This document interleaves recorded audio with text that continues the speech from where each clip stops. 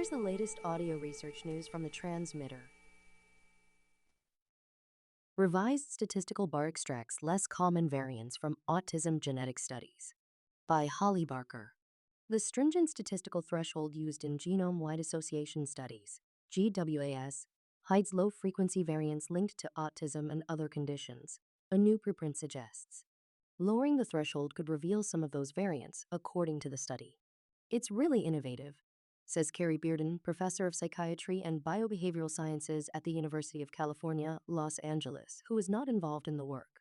Provided the findings are replicated, a revised threshold could capture a lot of the potential signal that we're missing for autism's heritability, she says. Most known genetic changes linked to autism consist of common variants, those found in more than 5% of the population, and rare variants, which occur in less than 1% of people.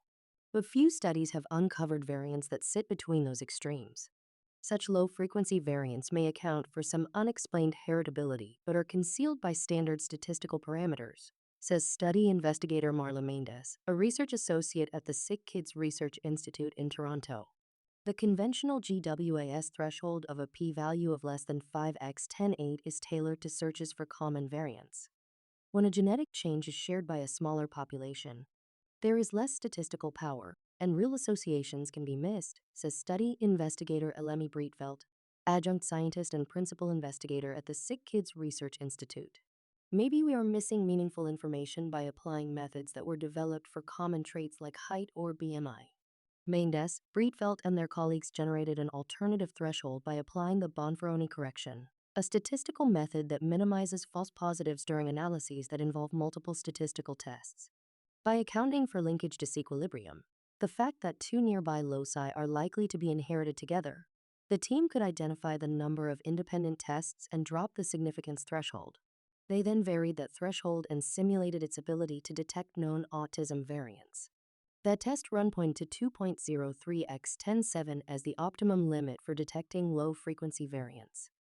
That threshold identified the most real variants without increasing the rate of false positives within the simulation. Using that lower parameter, the group reassessed published data consisting of genetic sequences taken from roughly 18,000 Danish people with autism and 28,000 without the condition. That original GWAS had identified common, but no low-frequency variants. The new threshold turned up 3 novel low-frequency variants that mapped to known autism genes and the zinc finger family of transcription factors. The findings were posted on medRxiv in February.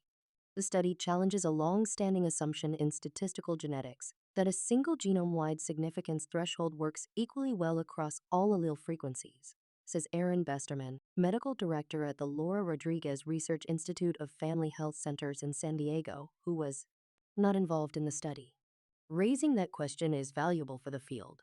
As large-scale genetic databases become more accessible, we may need more nuanced statistical approaches to capture the full complexity of autism genetics, says Maria Char, associate professor of neuroscience and psychiatry at the University of Texas Southwestern Medical Center, who was not involved in the work.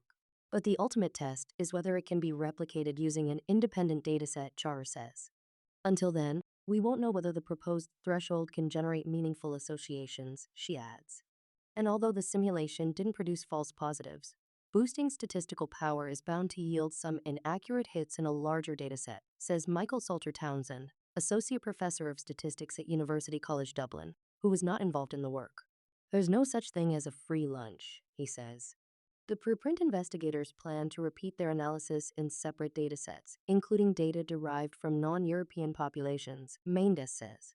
Rare and common variants vary more in people of African ancestry than in those of European descent, so it's likely that such populations also carry distinct low-frequency variants, she adds. Mendes and her colleagues hope to generate some of those data themselves, allowing them to optimize their search for less common variants, she says. For instance, typical GWAS databases contain imputations, inferences that replace absent genetic data, that tend to be less accurate for low-frequency variants. By collecting whole genome sequences from people with autism, the group can create complete genetic databases that are geared toward uncommon variants. Our hope is not only to replicate the signals we observe, but also potentially identify additional loci, Mendes says. This audio was created using artificial intelligence. Stay up to date with the latest neuroscience news and perspectives at thetransmitter.org. Follow audio research news on Spotify, YouTube, or wherever you get your podcasts.